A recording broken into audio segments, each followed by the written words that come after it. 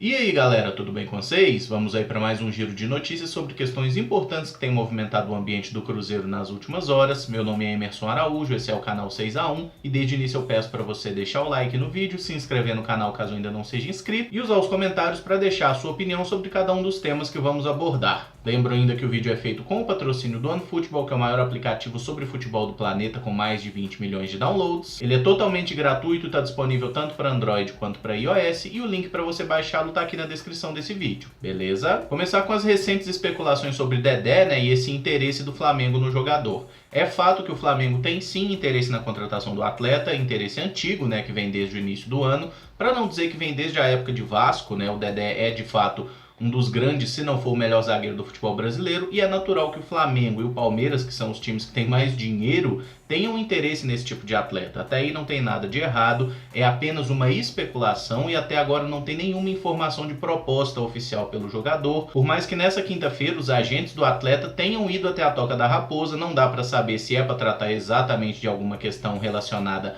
a uma negociação do Dedé no momento. Fato é, o jogador não vai para o Flamengo esse ano, até porque já fez mais do que 6 jogos pelo Cruzeiro no Brasileirão. Então até o final do ano o Dedé é do Cruzeiro. Para o ano que vem é impossível a gente saber agora, mas uma possibilidade de venda não está descartada, até porque a situação ridícula que o Cruzeiro vive na parte financeira faz com que o clube hoje não tenha condição de segurar nenhum jogador. Tem gente que cita até o passado no Vasco, né? O próprio Dedé já deu entrevista sobre isso, falando que isso não é empecilho, ele jogaria tranquilamente em qualquer outro time carioca e tal, fala até que tem uma família grande para sustentar esses papos de jogador. A questão é que a partir do momento que o Cruzeiro mal consegue pagar a sua folha salarial, é complicado a gente pensar em não vou abrir mão de um jogador para um rival direto. A possibilidade do Dedé ir para o Flamengo existe sim, mas reitero, em 2020, durante essa temporada, ele está aqui focado em ajudar o Cruzeiro a sair dessa situação difícil, mas até agora não tem nada oficial, é só especulação. O que pode ser problema nessa história é porque o Cruzeiro só tem 20% dos direitos econômicos do Dedé, né, pelo que foi acertado com o grupo de investidores que colocou ele no clube. Aí a gente tem que entender o quê? Esse grupo de investidores, obviamente, quer recuperar o dinheiro, o Dedé já é um jogador de 31 anos, até por isso as propostas por ele não serão muito altas. Hoje eu acho muito difícil, por exemplo, o Flamengo pagar 10 milhões de euros no Dedé justamente por causa dessa idade avançada e o histórico de lesões. Mas vamos trabalhar com esse número, 10 milhões de euros, que fica mais fácil compreender. Apesar do Cruzeiro só ter 20% dos direitos, o Cruzeiro não é obrigado a vender o jogador por menos que a multa rescisória, que é aquela de mais de 300 milhões. Então se o Cruzeiro virar e falar assim, ô Flamengo, eu quero 10 milhões de euros pelo Dedé, dando um exemplo de valor. O Flamengo falar, isso eu não pago, o Cruzeiro fala, então eu não vendo. Pronto, acabou. O clube tem que ter a capacidade, tem que ter a inteligência de saber firmar posição em uma negociação, desde que coloque um preço realista. Não adianta você falar que só vende pela multa, porque isso não existe. A multa rescisória é apenas um mecanismo de proteção ao clube mesmo, ninguém paga valor de multa e o Cruzeiro não é obrigado a aceitar apenas 20% de uma eventual negociação, simplesmente porque o direito federativo é do clube. O Dedé é um jogador do Cruzeiro até dezembro de 2021 pelo contrato que está assinado.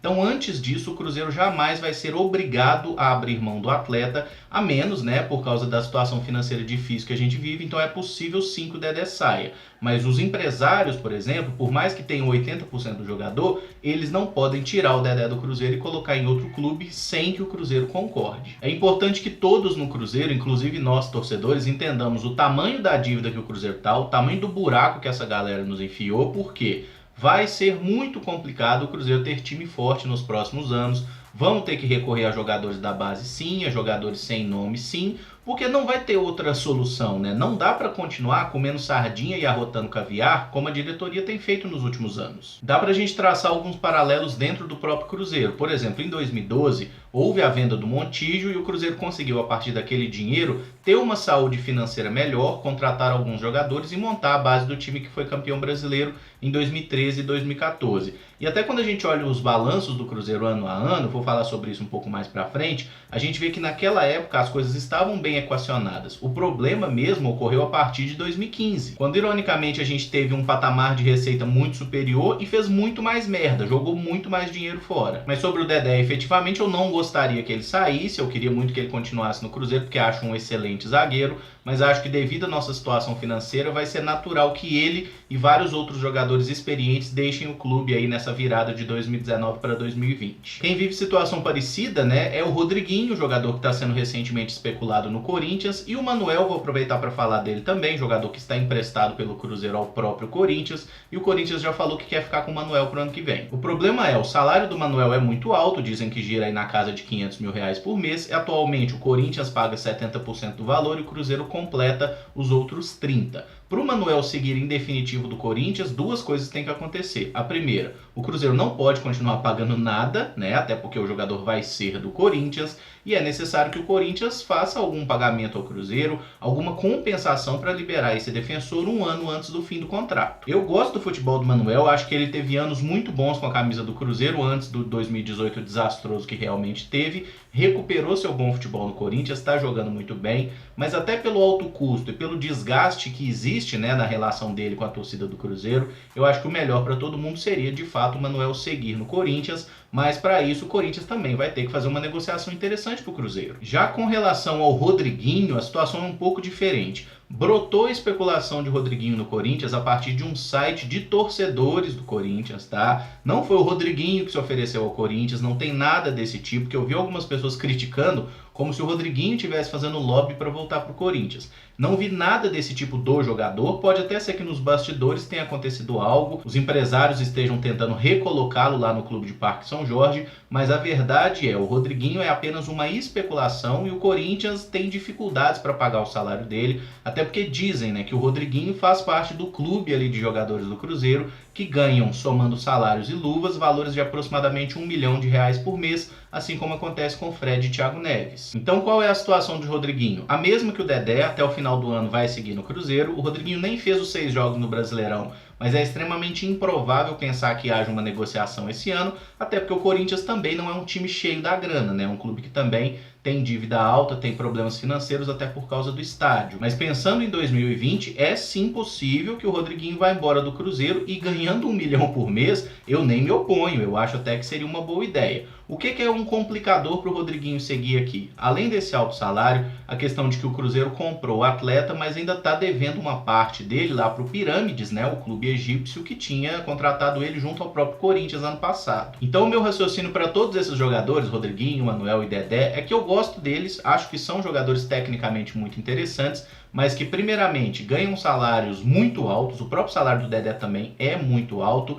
acho que deve ser o maior salário de defensor no futebol brasileiro hoje, e são caras que é muito difícil você manter justamente pelo alto custo mensal. O Cruzeiro precisa de uma redução drástica na sua folha. Eu sinceramente acho que de todos os medalhões que a gente tem no elenco, pouquíssimos vão ficar para o ano que vem. Eu acho que a grande maioria vai sair, vai ser negociado, vai rescindir. E se fosse para eu apostar em quem fica para o ano que vem, eu acho que vão ficar Fábio, Léo, Henrique e Robinho, porque o Robinho renovou esse ano. Eu acho que só esses 4. Imagino que todos os outros serão negociados e meio que não há o que fazer. Tem que negociar mesmo. Mas essa questão é um achismo meu, tá? Não é nenhuma informação de que os caras tenham proposta, é apenas uma impressão que eu tenho de que a grande maioria dos jogadores mais velhos e mais caros vão deixar o clube. Aí a gente tem que pensar em outra coisa. Ah, vai entrar tantos milhões pela venda do Dedé, tantos milhões pela venda do Rodriguinho e não sei o que, e outros jogadores mais. Botar dinheiro na mão dessa diretoria é suicídio, eles já provaram isso. E tem outro detalhe, né? Eles são péssimos negociadores, a gente viu isso em diversas situações, adoram dar comissões absurdas para empresários. E por isso mesmo eu acho que antes de haver qualquer negociação, o Cruzeiro precisa se livrar dessa corja, se livrar de Wagner Pires, de Thair, de Serginho e de toda essa galera aí, porque o dinheiro que entrar, ele tem que servir para que o clube se reestruture financeiramente. Não é vender jogador para comprar mais jogador como fizeram nos últimos anos. Nessa quinta-feira não teve protesto de torcida organizada lá na porta da Toca da Raposa, como aconteceu nos últimos dias, mas as manifestações seguem acontecendo em redes sociais, em outros pontos da cidade, né, as faixas espalhadas aí por Belo Horizonte, e tem até agora a manifestação dos Redutos Celestes, né, que são espalhados aí pelo mundo, e já garantiram que no sábado, dia do jogo contra o Palmeiras, tem marcados aí protestos em Argentina, Paraguai, Estados Unidos, Espanha, Portugal, Irlanda e Canadá. Acho que o momento é perfeito para isso, a torcida não pode arrefecer agora, e a pressão tem que seguir cada vez maior para que a gente consiga, daqui a pouco, se livrar dessa galera no poder. Eu vi até algumas pessoas comentando, né, sobre um método de protesto contra o Flamengo, de não ir ninguém no estádio. E reitero que eu acho que esse tipo de protesto não é inteligente, porque além dele prejudicar os jogadores, o time dentro de campo, porque se a torcida não se faz presente, mas a torcida visitante vai lá, é como se a gente invertesse o mando, né? Então assim, a gente teria ainda menos possibilidade de ganhar do Flamengo do que as remotas que a gente já tem hoje. Mas vale ressaltar que essa questão de estádio vazio, eu não vou dar dinheiro pro Cruzeiro. Beleza, não vai ter público lá, mas a receita de estádio, ela é muito pequena comparada às outras receitas que um clube de futebol tem. Ela não vai ter efetivamente nenhum resultado, nenhum efeito prático para a saída da diretoria. Agora eu acho que um estádio cheio, protestando antes do jogo, intervalo, depois do jogo, xingando o presidente, pedindo fora Wagner, fora Itair, esse tipo de coisa vai ter muito mais peso, até porque vai ser um jogo provavelmente com transmissão para o Brasil todo. É o Flamengo que está no mais alto da hype, né? O time que está liderando o campeonato, todo mundo falando que o Flamengo tem que jogar Premier League, essas bizarrices aí. E não tem momento melhor para a torcida do Cruzeiro mostrar sua força e mostrar para o Brasil todo que, ei, a gente quer tirar esses caras do poder, mas a gente não tem força para isso, porque o conselho está no bolso deles. E isso eu acho que pode até ajudar para que Ministério Público e Polícia Civil acelerem um pouco esse processo para tirar os caras, porque nós sabemos que hoje eles são as únicas pessoas que podem, por meios legais, tirar essa diretoria do poder, porque o conselho é deles. Eu sei que é ruim ficar vendo essas notícias, coisas negativas associadas ao nosso clube, mas a partir do momento que a torcida enxergou os erros, né, os absurdos que estão acontecendo lá dentro, é necessário que a pressão seja frequente para que ela resulte em alguma coisa efetivamente, né? Não dá para o Cruzeiro seguir na mão desses caras. E só para registrar um desdobramento daquela história de que o Gilvan e vários outros conselheiros tinham sido barrados na terça-feira, né, da reunião lá da confraria na sede do clube no Barro Preto. O Cruzeiro divulgou algumas imagens que mostram que o Gilvan de Pinho Tavares estava dentro do clube sim na terça-feira, que ele não foi barrado. Entretanto, outros conselheiros seguem sustentando que eles não puderam entrar e foram barrados a mando do vice-presidente, né, o Hermínio Lemos. Eu acredito que nessa história todo mundo está errado. Basicamente, houve sim uma ordem para que alguns conselheiros contrários à atual administração fossem barrados, mas certamente essa ordem não se estendeu ao Gilvan, até por ser um ex-presidente do clube, alguém que tem um pouco mais de influência ali dentro, né? Esses caras são malandros, eles não iam comprar essa briga. Só que eu acho que o Gilvan, na tentativa de se aproveitar politicamente da situação, resolveu se juntar a quem foi barrado, né? E até falar em nome deles ali, para tentar dar um valor maior a esse fato. Essa é a minha interpretação sobre os acontecimentos. Obviamente é impossível a gente ter certeza do que aconteceu, mas enxergando os dois lados da história, eu acho que tá todo mundo tentando se aproveitar, tentando um empurrar a culpa pro outro, e ninguém tá preocupado com o Cruzeiro. Inclusive o pessoal do jornal Hoje em Dia fez lá uma matéria com o Gilvan, né, citando ali, mostrando a evolução da dívida do Cruzeiro ano a ano, como ela disparou, e é interessante a gente reparar que como até 2014, ano que o Cruzeiro é bicampeão brasileiro, as contas estavam dentro de um padrão ali, né, não era nenhum absurdo. E a partir de 2015, quando a receita cresce, o clube passa a gastar de forma absurda,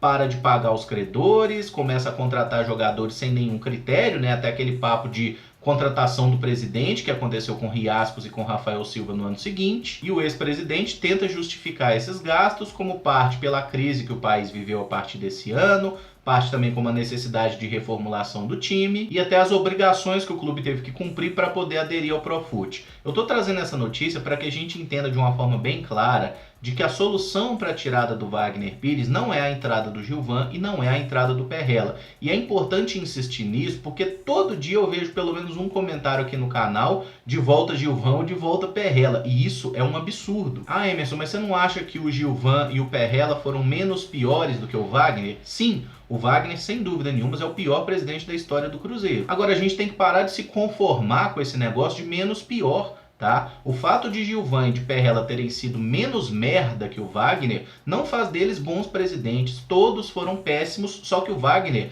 tá conseguindo algo assim absurdo, né? Tá sendo o péssimo dos péssimos. Não vai existir nenhum salvador da pátria, gente. O que o Cruzeiro precisa é de uma reestruturação formada por um grupo de pessoas. É algo semelhante ao que aconteceu no Flamengo. Não foi uma pessoa que pegou o Flamengo e falou, vou arrumar a casa. Não. Foram várias pessoas, gente que tinha competência em gestão, gente que entende de finanças, muitas pessoas se uniram, montaram um projeto, fizeram ali uma reestruturação e o Bandeira, né, que foi o presidente inclusive, inclusive, foi o último a entrar no negócio. Ele só entrou como presidente porque o outro camarada que era para ser o presidente não pôde concorrer por questões estatutárias. Então a gente tem que entender que não é achar um Jesus Cristo, achar um Rei Midas, isso não vai acontecer. O que o Cruzeiro precisa é de muitas pessoas dispostas a ajudar e honestas. Essas pessoas existem, tem que saber procurar. Eu tenho certeza que tem muita gente que entende de administração e que pode ajudar o Cruzeiro nesse momento. Vamos a mais um capítulo da novela do Fred aí, essa coisa insuportável, né? De que dessa vez aquela liminar que o Fred tinha conseguido para que a ação dele não fosse julgada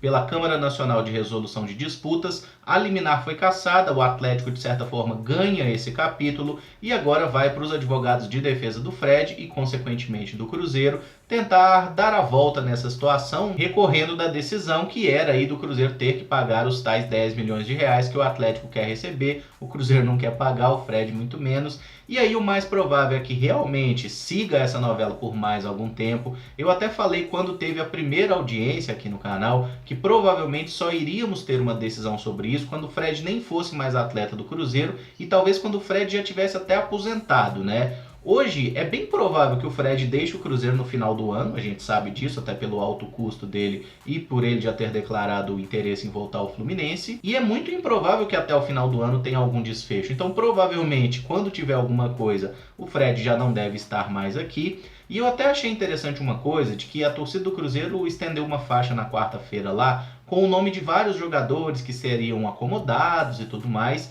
E o nome do Fred não tá naquela lista, né? E o Fred é um dos jogadores mais criticados pela torcida. E aí eu cheguei à conclusão de que o Fred não tá nessa lista, provavelmente porque nos últimos 5 jogos ele fez 3 gols, né? E é interessante essa relação que a torcida tem com o jogador, porque tipo assim, eu posso não gostar do cara, mas se o cara fez gol pelo meu time, eu tenho uma paciência extra. Pegando os números da temporada, o Fred tem 19 gols em 38 partidas. É claro que é uma boa média, mas o desempenho dele na temporada, convenhamos, não é bom. Agora, se o Fred vai ficar no Cruzeiro até dezembro, ele tem que nos ajudar de alguma forma. Se ele tá fazendo gols no momento, que siga fazendo até o final do ano e que ano que vem siga aí, né, pra onde quiser, seja pro Fluminense ou pra puta que pariu. E pra fechar, o Cruzeiro Sub-20 empatou nessa quarta-feira com o América pelo Campeonato Brasileiro da categoria. Com o resultado, o Cruzeiro subiu pra 6ª posição na tabela, ultrapassou o Atlético e chegamos aí aos 25 pontos na classificação. O Cruzeiro hoje tem 6 pontos de vantagem pro primeiro time fora do G8 e aí vale ressaltar, os 8 primeiros se classificam e aí começa o mata-mata para ver quem chega na decisão